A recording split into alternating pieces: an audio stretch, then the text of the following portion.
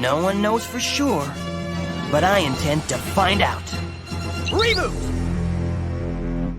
What if I told you that one of the most groundbreaking cartoons of the 90s, one that literally changed animation history, was hiding dark secrets, behind-the-scene chaos, and disturbing themes that flew way under the radar for years?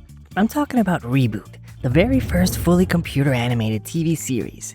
It wasn't just a fun digital world full of sprites, viruses, and game cubes. No, behind the kind, friendly digital veneer was a show with censorship wars, adult themes buried in code, and a final season that spiraled into something so dark that it practically traumatized its fans.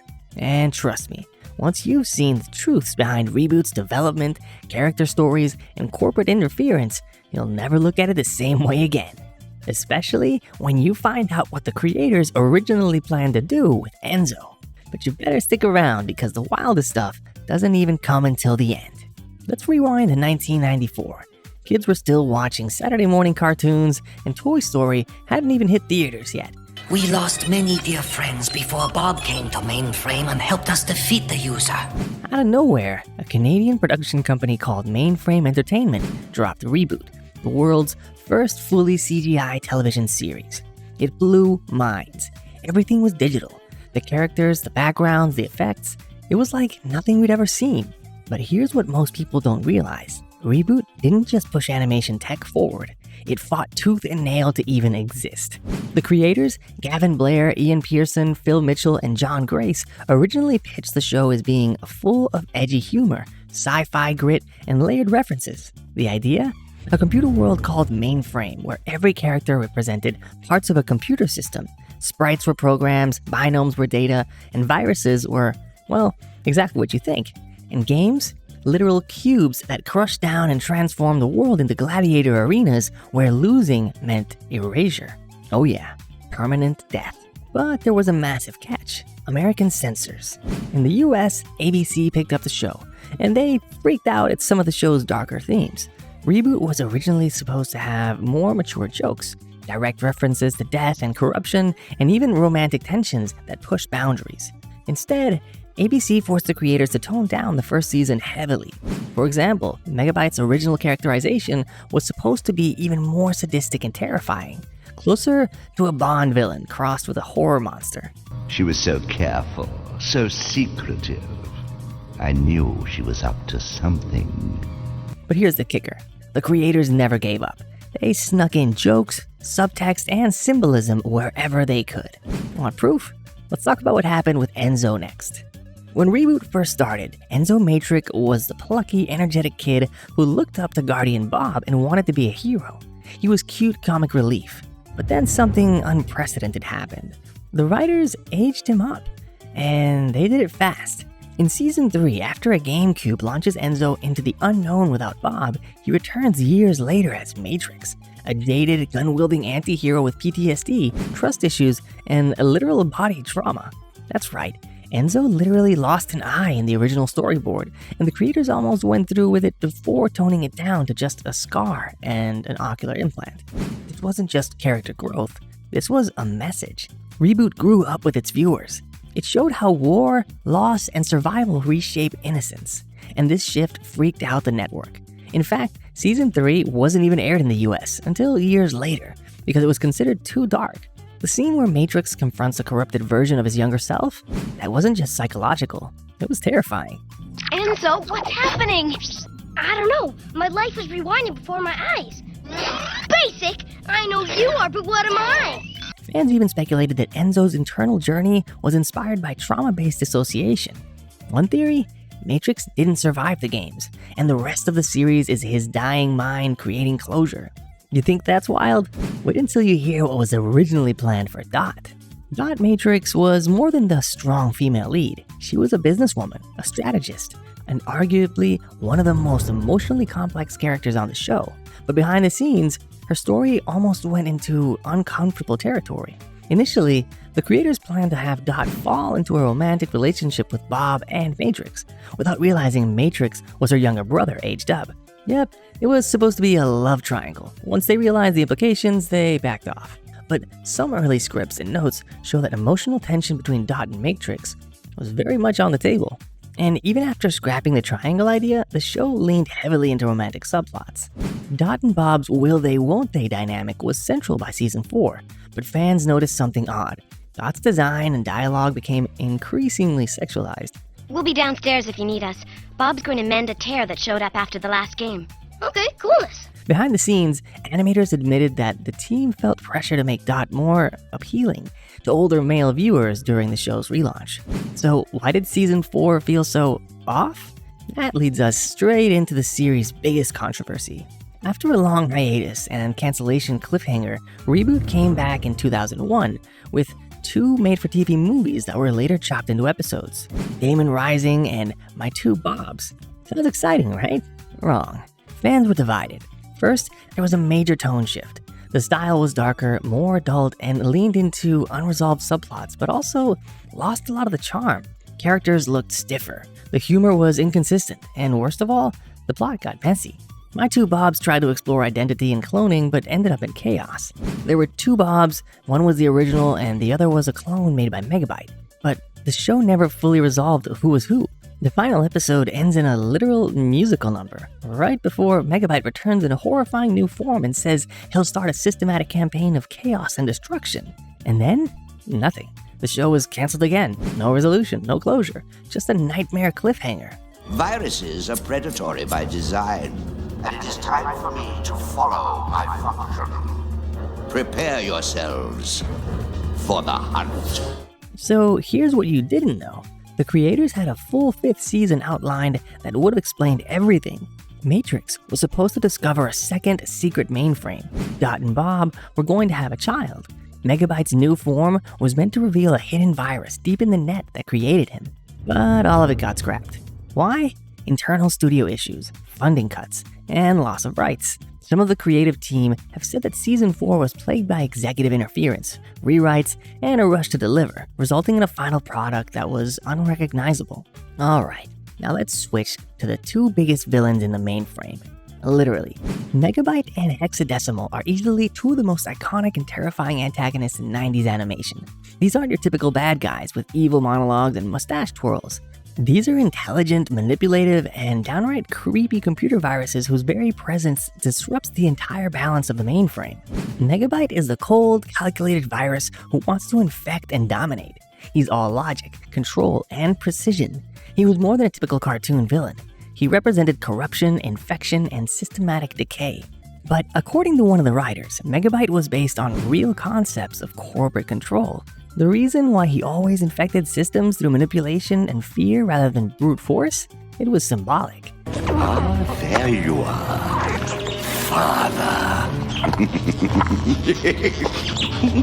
Mainframe Entertainment was allegedly going through its own internal strife, executives imposing changes, overruling creatives, and infecting the original vision of the show. And Megabyte's transformation in season 4 into a new, upgraded viral form? That was literal metaphor. He stops playing the system from the shadows and goes full-on tyrant, just like what was happening behind the scenes.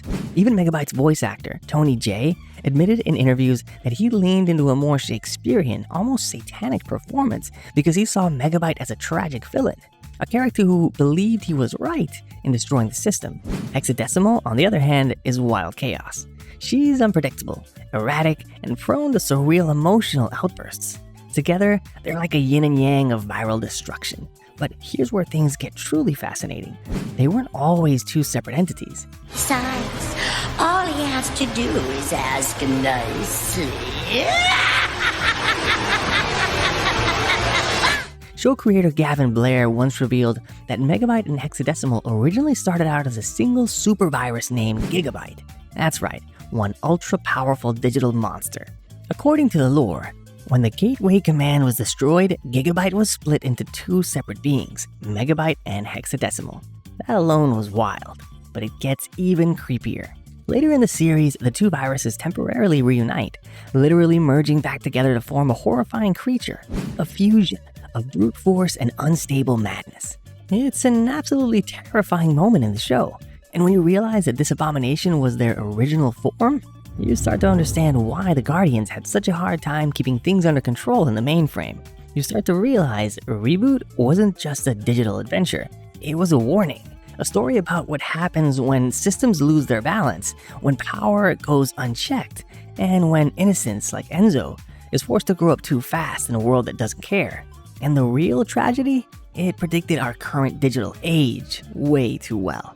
ReBoot gave us tons of memorable characters like Mouse, Fong, Dot, Enzo, but none had the same lovable goofball energy as Hack and Slash. At first, these two were Megabyte's bumbling henchmen. And yeah, they were technically villains, but come on, you couldn't help but love them. There is no number for walking nibbles. Well, that means he just ran away. Yep, that is right. He ran away, all right. He's gone. He is. Look at him go. They were more dim-witted than dangerous, and their antics brought much-needed comic relief to some otherwise intense plot lines. As the series progressed, Hack and Slash slowly broke away from their villainous roles. In a brilliant twist, Fong reprograms them, literally giving them icons and freeing them from Megabyte's control. From then on, their mission was to protect Dot Matrix at all costs. What's even cooler, the chemistry between the two voice actors was so natural that much of their banter was improvised. Slash was voiced by the legendary Gary Chalk, who also voiced Optimus Primal in Beast Wars, and Hack was first voiced by Phil Hayes, then later by Scott McNeil, who was another 90s voice acting powerhouse. Their friendship, loyalty, and hilarious one-liners made them fan favorites. In fact, some fans argue that Hack and Slash are the emotional core of the series, providing humor, heart, and even sacrifice in a world full of digital danger. Now here's something that'll mess with your head. Even though ReBoot ran for 4 full seasons, the entire timeline of the show was originally supposed to take place over just 4 weeks. That's right. Bob showing up, Megabyte and Hexadecimal unleashing chaos, the war with the web, and even Enzo growing into Matrix, all within a month. My dear Fong, now you really are the keeper of the core. Now, that's some compressed storytelling. Of course, as the series went on, the creators clearly bent the timeline to accommodate longer story subplots, especially in later series when the tone got darker and more serialized. But in its original conception, ReBoot was designed to represent how fast things can change in a computer system. Viruses, upgrades, system crashes, all happening in the blink of an eye. It's a fun detail that shows just how deep the metaphor went for this groundbreaking show. Throughout the series, there are constant references to the user. Games randomly crash down into mainframe, changing the terrain and forcing the characters to compete in strange and often deadly environments. Every time this happened, the Guardians would rush in to stabilize things and reboot into avatars, essentially joining the game to try to beat the user. But what's truly genius about this setup is the underlying twist. The user is us. Yup, the real-world person sitting at the computer. The actions we take, like installing programs, launching games, restarting the system, have direct consequences for the people inside the show's digital universe. Wait here. I'll get the others out. No, I'm okay. I'll help. To the characters of ReBoot, users are godlike figures. They don't fully understand us, but they know we exist. They worship, fear, and resent the users all at once, and yet they're completely invisible to us. We're just clicking around, dragging files, playing a round of Doom, and not realizing we're potentially destroying digital lives in the process. It's an insanely clever idea, especially for a kid's cartoon in the 90s. And it adds a layer of philosophical depth to ReBoot that makes you pause the next time you boot up your laptop. Who's really in control? Here's another shocking fact. ReBoot may have aired on networks like ABC and YTV, but don't let that fool you. This show was loaded with adult references that flew over kids' heads. The writers had a blast slipping in video game Easter eggs, sci-fi nods, and inside jokes for older viewers. Over 30 classic video games are referenced throughout the show's run. From Mortal Kombat to Street Fighter to Doom, there were even direct nods to horror movies like Evil Dead and The Thing. But one of the wildest examples came in Season 2 in an episode titled Trust No One. That alone is a direct X-Files reference, but the creators went all in. The episode features 2 mysterious agents, Fax Modem and Data Nully, a not-so-subtle parody of Fox Mulder and Dana Scully. And here's the kicker. Actual X-Files star Gillian Anderson lent her voice to Agent Nully. There's been a rash of disappearances in Mainframe. Fong sent us to investigate the most recent case, Al's waiter. At the time, Anderson was married to a staff member at Mainframe Entertainment and agreed to the cameo just for fun. But her co-star, David Duchovny, not so much. He declined the opportunity, reportedly calling it just a silly kids show. Ouch. Joke's on him though, because fans loved the episode, and it became one of the most talked about moments in the series. Alright, one last quick fact that'll blow your mind. Our heroic guardian, Bob the Defender of Mainframe, rebooting champion, glitch-wielding icon, was almost named Chip, like a computer chip. The creators thought it was a clever tie-in to the tech theme, but ultimately decided that Chip was a little too on the nose. Bob was meant to be plain and relatable, an everyman name for a character who embodied heroism in the digital world. In hindsight, it was a brilliant move. Bob became one of the most recognizable names in 90s animation. You're more valuable right here, Enzo. Stay and patrol the perimeter. If you spot anything strange, be sure and report it to your sister, okay? Yes, sir! Let's be real, Chip and Dot just doesn't have the same ring to it. Now, let's talk about the reboot that made fans rage. In 2019, Netflix and Rainmaker Entertainment released ReBoot, The Guardian Code, a live-action CGI hybrid that tried to reboot the original series. Fans hated it. Why? Because it wasn't ReBoot. The original characters were gone or sidelined, the tone was juvenile and derivative, and the deep themes of AI, identity, and survival were replaced with bland high school drama and evil hacker plots. Even worse, the original characters like Bob, Dot, and Enzo were turned into background cameos, glorified Easter eggs. Fans were furious. They called it an insult, a betrayal, and some even started online campaigns demanding it be removed. What's shocking is that some of the original creators had nothing to do with the reboot. They weren't consulted, they didn't even approve, and some publicly distanced themselves from it. But here's the real twist. The Guardian Code may have killed the chance for a real, proper reboot revival. The backlash was so loud and the ratings so bad that the entire franchise was put on ice. It is your command post and your transfer station. I'm not too crazy about that transfer part. Wimp. Initiating gateway access. So, what's left of ReBoot now? Just theories, cult fandom, and one last disturbing mystery you probably never noticed. So, now you know, ReBoot wasn't just ahead of its time. It was warning us about control, about loss, about digital identity, and most of us missed it. Alright, so now that you've seen what was hidden behind the bright polygons and game sprites, it's impossible to unsee it. If you enjoyed this deep dive and want more shocking behind-the-scenes truths about your favorite childhood shows, hit that like button, subscribe, and let me know in the comments which cartoon I should totally reveal next. Because around here, we don't just rewind nostalgia, we reboot it.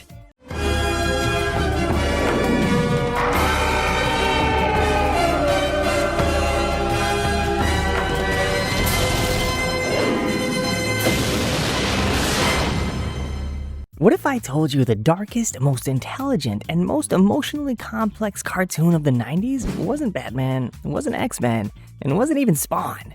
It was a Disney show about stone monsters that came alive at night. Yeah, Gargoyles was not what it looked like on the surface. This just wasn't a monster cartoon. It was a gothic opera wrapped in Shakespeare, cyberpunk, Greek mythology, time travel, betrayals, immortality, and some of the most tragic backstories ever written in animation. And it was for kids. But the craziest part? Most people had no idea how dark and deep it actually got, until it was too late. In the next few minutes, we're diving into all the parts of Gargoyles that the Disney execs didn't want you to notice. From the villain who never loses, to the forbidden love story that spans 1,000 years, to the episodes that were so intense they nearly got the show canceled. And trust me, you'll never look at Gargoyles the same way after this. But real quick, before we awaken the clan, comment below if you watched this as a kid and didn't realize how mature it really was, or if you're just now discovering the madness for the first time. I knew the pack would not stay hidden. We must summon the others. No time, it's all going down now. Let's see who's been a part of the clan all along. To begin, did you know the show was actually made to fail? Let's start at the beginning, because the story of how Gargoyles even got made is almost as dramatic as the show itself. Originally, Gargoyles wasn't supposed to be dark at all. It was pitched as a comedic action show, a kind of medieval version of DuckTales. The idea involved quirky, colorful gargoyles living in the present day, getting into hijinks with a dog-like gargoyle sidekick. Sound weird? That's because it was. The original pitch was light, silly, and almost entirely forgettable. But one man saw something deeper. Greg Wiseman, a development exec at Disney at the time, took the shell of the idea and rebuilt it into something profound. He injected mythology, emotional weight, and Shakespearean structure into the storyline. Suddenly, this wasn't just about magical creatures. This was about betrayal, honor, legacy, and deep, painful loss. Disney was hesitant, really hesitant. They didn't understand what Wiseman was trying to do. They saw the darkness, the serious tone, and thought, this isn't for kids. But they took a chance, barely. Instead of giving the show a primetime slot or a push on the Disney Channel, they dumped it into syndication. That's code for, let's put this where no one will notice it if it flops. So, no big premiere, no major toy tie-ins, no Happy Meals, no flashy ad campaign. It was basically a stealth release. And yet, despite all that, it exploded into popularity with the right kids. The ones who could sense that this wasn't just another cartoon. The ones who felt the weight of the world, even at 8 years old. The ones who knew they were watching something special. Let me ask you something. Have you ever stumbled across a show that completely took you by surprise? One that seemed average at first, but ended up hitting you emotionally like a ton of bricks? Drop the name in the comments. I'm curious to know what animated series rocked your world when you least expected it. Remember the premise of the show? It didn't really seem like it was made for kids. The show opens in 994 AD Scotland. The Gargoyles are protectors of Castle WEREN. By night, they're mighty warriors. By day, they turn to stone, completely vulnerable, unable to move, think, or fight. But they're loyal. They defend the humans they live alongside, even when those humans fear them, resent them, and in some cases, flat out hate them. Shoot him!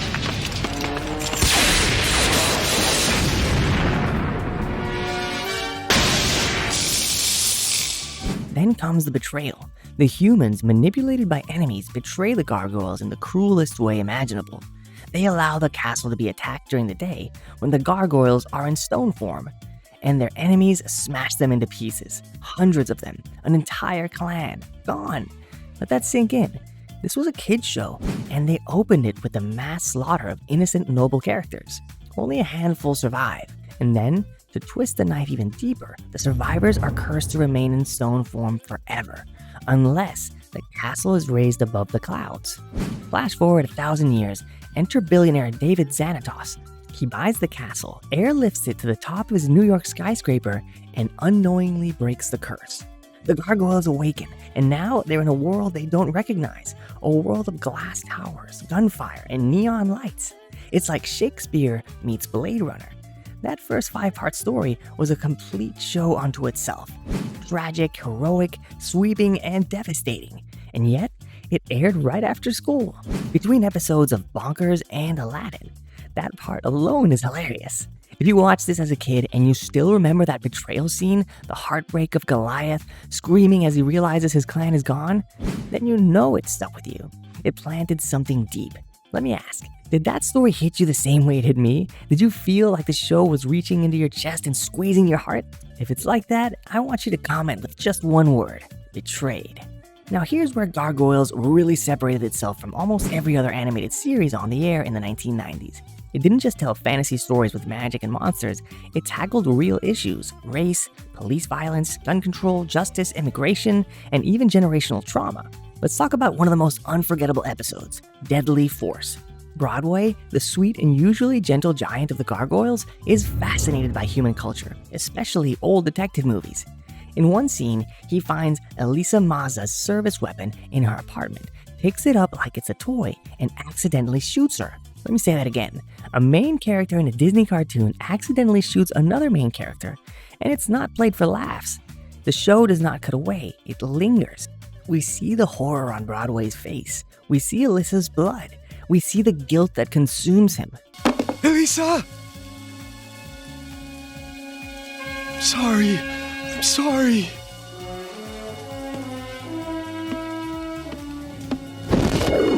The next episode isn't just about fighting a villain. It's about Broadway opening up to what he did, about responsibility, about consequences, about the real, permanent damage that guns cause. It kind of sounds like that one episode of Captain Planet. I'll put the link in the description of that video. And then there's Elisa herself, half African American, half Native American, and one of the most grounded, intelligent, and emotionally layered female leads in any 90s cartoon. She was strong without being a stereotype, feminine without being weak, and the romantic tension between her and Goliath, let's just say it was more real than a lot of live-action couples on primetime. Gargoyles also dropped messages about racism, prejudice, and xenophobia throughout its entire run. The Gargoyles are hated and feared for how they look. Humans betray them, shoot at them, blame them for crimes, and chase them through the streets. Sound familiar? These weren't just metaphors. The show was holding up a mirror to society and asking us to look closer. Think about it. How many shows in the 90s even dared to suggest that the system might be unfair? That violence could come from misunderstanding and fear? That maybe, just maybe, the monsters weren't really the ones with wings and claws? This wasn't just fantasy. It was a full-blown allegory for what it feels like to be othered, to be hunted, to be misunderstood by the world around you. If Gargoyles woke you up to social issues at a young age, or at least made you start asking harder questions, let me know in the comments. Let's see how many people had their first real dose of social justice from a cartoon with wings. You are the one who shot Elisa Maza. What? Goliath, no! You can't kill him! You think not? Elisa will have her revenge through me. Okay, now let's talk about the Shakespeare, time travel, and immortals part of the story. If you thought Gargoyles was just a show about mythical beasts living in Manhattan, you have no idea how deep the rabbit hole goes. This series dove headfirst into literature, mythology, history, and sci-fi in ways that most adults wouldn't catch on the first watch. The entire second season brings in literal characters from Shakespearean tragedy. We're talking about Macbeth, not just the play, but the actual character, brought into the modern day as an immortal warrior locked in an eternal blood feud with another immortal, Demona. That's right, the gargoyle formerly known as Goliath's mate, Demona, isn't just a villain. She's a tragic anti-hero who was cursed with immortality. Over the centuries, she's become bitter, angry, and increasingly dangerous. But you understand her. You don't agree with her actions, but you get where she's coming from. So far, my plans have always been thwarted, one after the other. But tonight, I take control. Demona didn't become evil because she wanted to be. She became that way because she was betrayed by humans. She saw people get wiped out and was cursed to live forever, watching history repeat itself over and over and over again. And her connection to Macbeth? Let's just say it's not coincidental. The two are magically linked. Neither can die unless the other does. So they're locked in an endless war. Sometimes allies, mostly enemies, always tragic. I mean, how many kids watching after school knew they were witnessing one of the most nuanced retellings of Shakespeare in modern television? And it didn't stop there. The show also brought in the Weird Sisters, direct from Shakespeare's Macbeth. They manipulated timelines, whispered in the ears of heroes and villains, and created chaos across centuries. Then, there's the time travel story, where Goliath, Elisa, and Bronx are sent leaping through history by the trickster god Puck. They meet King Arthur, travel to ancient Egypt, and even end up in feudal Japan during a pivotal battle. Each episode isn't just fantasy, it's laced with historical context, moral complexity, and emotional stakes that most kids' shows wouldn't dream of touching. At times, it feels like Gargoyles is more like a mythological epic or a lost Game of Thrones spin-off than a cartoon. Let me ask, did you understand all that Shakespearean and historical stuff as a kid? Or did you only get it years later on the rewatch? Maybe you're like me and you're one of the many fans who didn't catch all the layers until adulthood. Here's a question for you. When was the last time you watched a cartoon villain who didn't just try to take over the world, but outthought everyone around him? That brings us to David Xanatos. On paper, Xanatos should be your standard rich bad guy.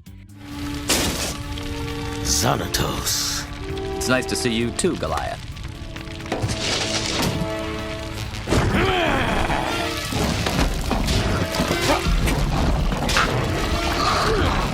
He's a billionaire tech genius, owns the skyscraper the gargoyles sleep on, and wears a goatee like he's auditioning to be a Bond villain.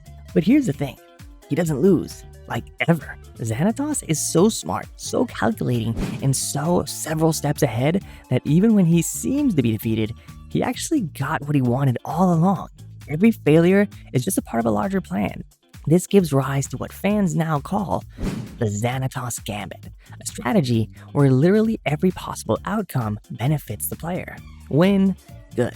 Lose, even better. because he's planned for everything.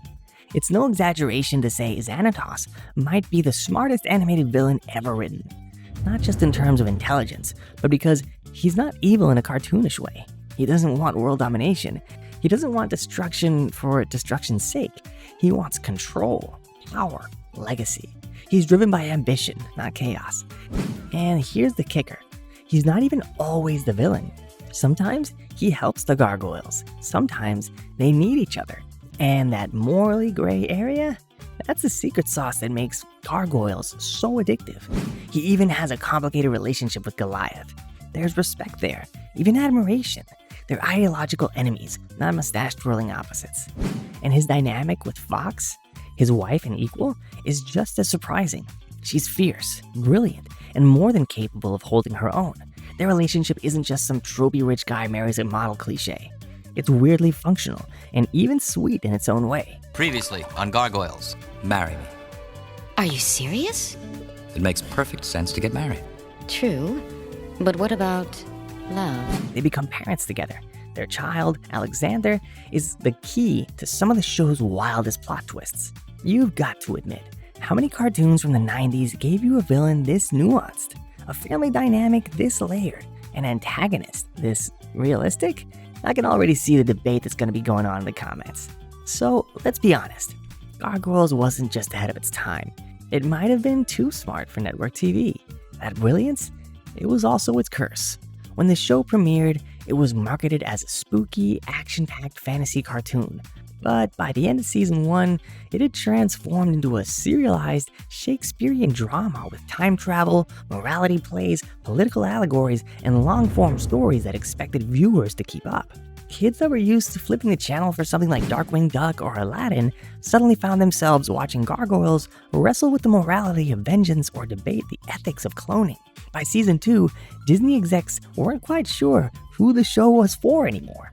The show's creator, Greg Weisman, fought hard to keep the show complex, serialized, and intelligent, but TV networks wanted something easier to digest, something they could air out of order, something to sell toys, and that led to the infamous downfall.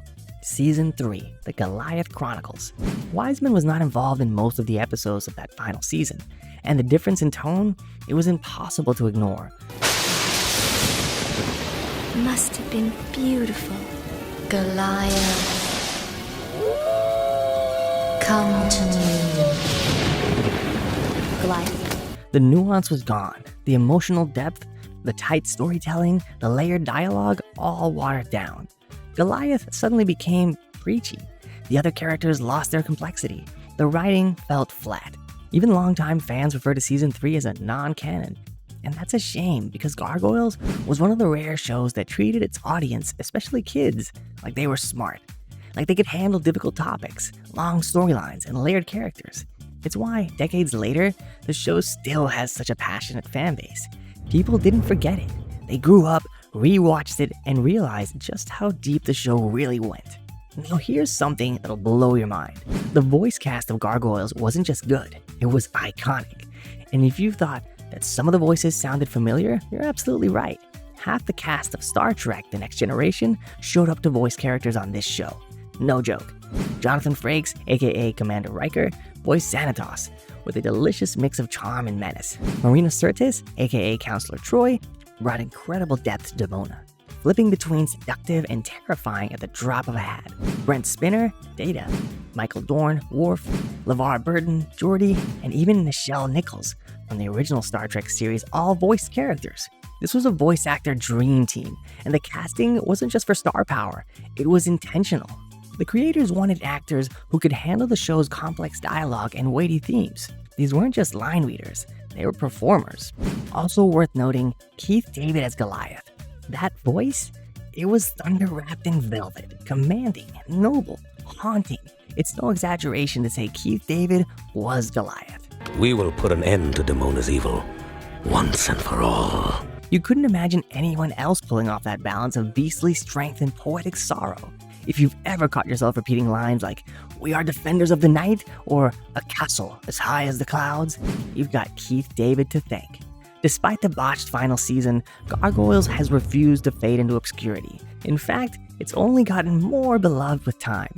fan conventions, regularly host panels and reunions. The show has inspired everything from fan fiction and art to podcasts and academic essays.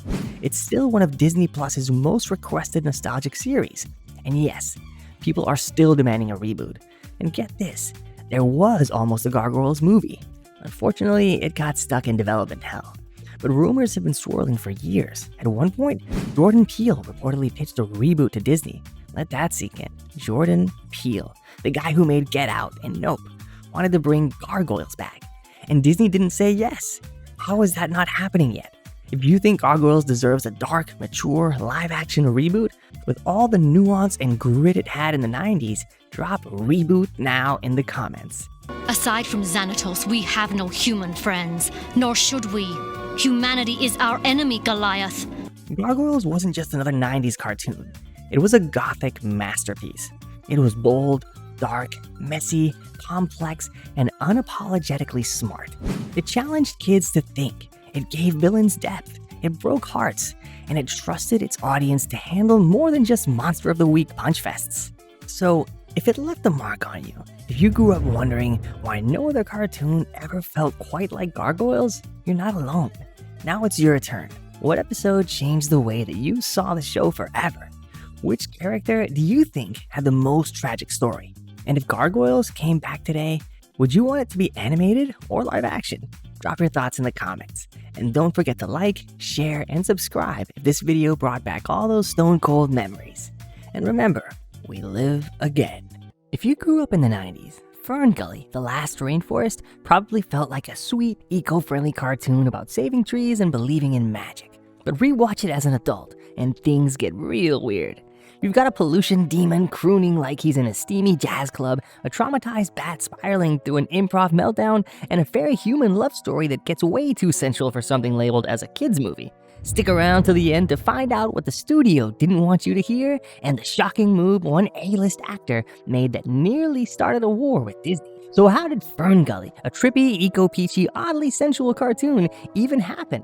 Believe it or not, it all started with a woman named Diana Young, an Australian author who wrote a children's book called FernGully and the Last Rainforest in the late 70s. It was inspired by the lush rainforests of Queensland and the idea that maybe, just maybe, there were magical creatures fighting to protect nature behind the scenes. That book caught the attention of Wayne Young, her husband, who just happened to be a film producer. And together, they launched a passion project to turn this tiny fairy story into a full-blown animated movie, one that would take on pollution, deforestation, and corporate greed, all in under 80 minutes. Well, I had a little accident and he sort of shrank. But just think, humans back in the forest. Yep, there goes the neighborhood. Be nice, Betty. This wasn't some Hollywood machine churning out another franchise. FernGully was made independently, mostly in Australia, and it took over 3 years to develop. But here's the wild part. They weren't just trying to entertain kids. They were on a mission. They wanted to wake people up to what was happening in real rainforests all over the world. And to do that, they brought in Hollywood voice actors, cutting-edge animation tech, and an unforgettable villain made of oil and sex appeal. Released in 1992, FernGully was meant to be an eco-conscious alternative to the mega hits from Disney. It had glowing trees, magical fairies, and a heartfelt message about saving the environment. But it also had Tim Curry moaning in an oil slick, Robin Williams completely off the rails, and some of the trippiest animation you've ever seen in a kid's film. Remember scenes like this? They were beautiful, sure, but underneath that magical glow, this movie was hiding some very adult energy. Let's talk about Krista and Zach, the fairy and the human construction worker she accidentally shrinks down to bug size. Now on paper, this should have been a cute little magical misunderstanding, but once Zach is fairy-sized, this movie takes a hard left into steamy territory. The moment he opens his eyes and sees Krista, they're already making heart eyes at each other. They touch faces like it's a cartoon version of The Notebook. Are you okay? What happened to me? I'm 3 inches tall! Oh, I shrank you. You what? Well, it was the most amazing thing. They float through glowing lights like they're dancing at their fairy wedding, and Krista, she's constantly giggling, gasping, and breaking all kinds of ancient fairy girl code by bringing a human into their sacred space. And sure, it's a kid's movie, and it never goes there, but the tension, oh, it's thick. We're talking full Titanic drawing room energy, soft lighting, long stares, breathy whispers, and they basically invented enchanted sexual tension, and it completely flew over your head at age 7. But here's where things get weirder. The entire story is supposed to take place in Australian rainforest. Krista totally has an Aussie accent. So do the other fairies. Even Batty Coda throws in a few regional slang words. But Zach, our lead male character, the human representation of corporate destruction, sounds like he just walked out of a California skate park. No accent, no explanation, not even a joke about it. And this wasn't a casting accident. FernGully was made in Australia by Australian filmmakers, and most of the animation was done there too. So why does the one human in the entire rainforest sound like he grew up eating Lunchables in the valley? I'm Zach. I'm Krista. Nice to meet you. Some fans have speculated it was a studio decision, a subtle way to make Zach more relatable to American audiences. Others think it was a jab, making the outsider sound foreign to the setting he's destroying. Either way, it's one of those sneaky choices that hits different once you realize how deliberate it probably was. And speaking of sneaky, wait till you find out what got cut from the villain's song for being way too spicy for a 90s audience. Then there's Hexus, the villain, a shape-shifting oil monster who feeds on death and pollution. Voiced by Tim Curry, aka the literal sweet transvestite from Rocky Horror, Hexus is hands down one of the most overtly sexual villains ever animated. In the song Toxic Love, Curry purrs through lines about ooze, slime, and being hot and bothered. Slime up above. Ooh, you love my toxic love. But here's what you didn't know. The original lyrics were even worse. Some verses were so sexual, they were cut or rewritten to make the movie barely family-friendly. Think about that. The censored version is still oozing with innuendo. And according to interviews, animators admitted feeling uncomfortable while drawing Hexus's movements because, well, they knew exactly what it looked like. Now let's talk about Batty Coda. The lab experimented Fruit Bat with a rap verse and a head full of scrambled memories. This was Robin Williams' first ever animated voice role, and the character was written specifically for him. But here's the kicker. Robin improvised so much, they recorded over 14 hours of dialogue, and most of it wasn't even in the script. The result? Batty jumps between stand-up routines, protest rants, Shakespeare quotes, and conspiracy theories, all while literally glitching from trauma. Nobody cares about me. I do, Batman. You sure? I'm positive. Only fools are positive. Are you sure? I'm positive. But it gets deeper. At the time, Robin had already signed a deal with Disney to play Genie in Aladdin, on the condition that they wouldn't use his name or voice to market the film. But when Disney broke the deal, Robin was livid, and one reason was because he'd also agreed to FernGully, a much smaller movie. There were even rumors that Robin's Disney contract included a non-compete clause, trying to block him from doing any other animated voice roles. He did it anyway, because he believed in FernGully's message, and didn't want every animated film to be just corporate merchandising. That's why he didn't return as a genie in Aladdin 2. Robin Williams stood by the rainforest and beefed with Disney over a bat. FernGully wasn't just ahead of its time in its message, it was also breaking ground behind the scenes. It was the first 20th Century Fox animated film to use digital ink and paint, which was a huge leap in the early 90s. And the soundtrack? Oh, it was stacked. Elton John, Jimmy Buffett, Tone Loc, yes, Funky Cold Medina Tone Loc, all lent their voices to the film's wild musical mix. But not everyone was rooting for FernGully to succeed. There were reports that Jeffrey Katzenberg, then at Disney, tried to buy the brewery where the film was being made just to disrupt production. Competition was that serious, because Disney knew this wasn't just some random cartoon. FernGully had a heart, and it had Robin. Hey! You scared me there for a minute. I thought you said you were going to Mount Warning. Well, I did. But they're humans on Mount Warning! Under all the glowing plants and silly animals, FernGully hits you with one of the heaviest messages of any family movie ever made. It's not just recycle more, it's humans are destroying the earth, factories are killing nature, we're the villains. It was bold, unapologetic, and really dark for something aimed at 6-year-olds. The tree destruction scene still hit hard, and Hexus literally dies screaming as he's sealed in the heart of a tree.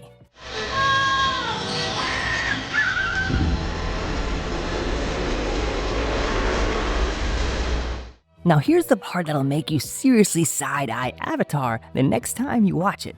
Because the moment you line up FernGully and James Cameron's Avatar, things start to look a little too familiar. You've got a lush glowing rainforest that feels alive, Check. A human outsider who stumbles into an enchanted world and is literally changed by it? Check. A forbidden romance between nature and technology? Check. Even the sacred bioluminescence plants that respond to touch? Straight out of FernGully's playbook. And then there's the plot.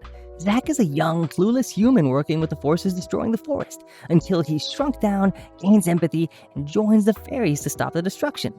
Sound familiar? Jake Sully is sent into Pandora with a military mission, falls in love with the Na'vi, and flips sides to protect their world. Even the names are suspiciously familiar. Zack and Jake? That's either the laziest coincidence in cinematic history or something more. James Cameron has always denied copying FernGully, of course. He claims he'd been dreaming of Avatar since the 70s. But considering FernGully came out 17 years before Avatar and hit a lot of the same beats with a fraction of the budget, fans can't help out but wonder. Was Avatar a tribute to an underrated 90s eco-classic? Or was it a $200 million remix of a kids movie with way more heart? Stick around, because the next thing we're about to uncover might make you rethink both films entirely. FernGully didn't make Disney money at the box office, but it became something more, a cult classic, passed around in classrooms, VHS tapes, and Saturday morning marathons. I'm not buzzing anywhere. Now, unshrink me, and I mean now! Well, I guess I could take a bash at it. Take a bash? It was one of the first movies that made kids care about something real, not castles or princesses, but the actual planet. And for all its strange, steamy, over-the-top energy, it worked. Because the message hit home. So yeah, the bat was insane, the villain was sexy, and the fairies? Maybe a little too hot. But the magic of FernGully is that it took real-world horror, pollution, extinction, corporate greed, and somehow turned it into a trippy, unforgettable kids movie. And now that you know all the stuff they never taught you about it, you'll never look at it the same way again. Let me know in the comments what other wholesome movies from your childhood had creepy secrets hiding under the surface. And do me a huge favor and hit like if you've ever had a crush on a cartoon fairy. I promise, I'm not judging. And don't forget to subscribe for more deep dives into those crazy movies that raised us weird. And I'll see you next time.